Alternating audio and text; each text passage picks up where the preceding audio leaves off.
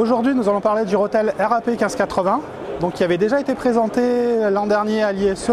À l'époque, c'était juste un amplificateur qui était pour les formats Dolby et DTS classiques.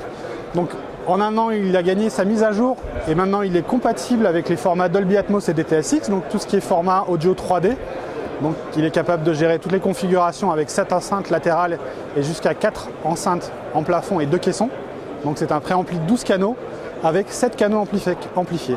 Les 7 canaux d'amplification sont en classe AB, ils font 100 watts chacun. Voilà. Donc c'est un préampli, donc Dolby Atmos, DTS, et il y a la possibilité de mise à jour firmware pour supporter les évolutions des formats dans le futur. Voilà. Donc la configuration se fait via l'écran tactile. Donc là on a la page d'accueil du menu où en fait on a effectivement le volume. On a toutes les enceintes, tous les canaux d'amplification qui sont actifs, donc les enceintes plafond, les enceintes principales, le subwoofer, il va nous dire la fréquence d'échantillonnage, machin. Et après, donc si on va dans les menus de configuration, donc là on se retrouve avec le menu de configuration d'entrée, menu configuration audio, les menus assez classiques. Hein. Et puis après on a aussi, donc ici le menu avec l'équaliseur paramétrique, donc qui permet de définir son équalisation et d'adapter le son aux caractéristiques de sa pièce.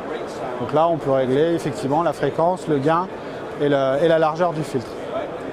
Voilà pour les différents menus du système, donc de manière assez classique, voilà, qui se configure de manière assez visuelle.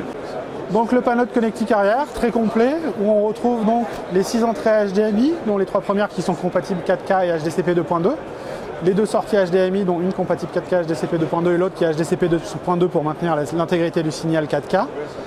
On a aussi après donc les entrées audio numériques, différentes entrées audio analogiques, une entrée phono, des entrées classiques, les sorties pré-out, donc les 12 canaux pré-out, donc les 7 enceintes frontales ainsi que les 4 enceintes de plafond, les 7 sorties amplifiées, donc 100 watts classe AB pour les enceintes principales. Et on a aussi une entrée multicanaux et une entrée stéréo symétrique. Également port réseau et port RS232 pour le contrôle via des systèmes type Savant, Crestron, contrôle fort. Une entrée USB pour servir dans l'amplificateur comme DAC et également une entrée Bluetooth pour streamer par exemple du contenu de son téléphone portable. Disponible? Il sera disponible fin mars. Les modèles sont en production. Il sera disponible fin mars et le prix public sera de 4 250 €.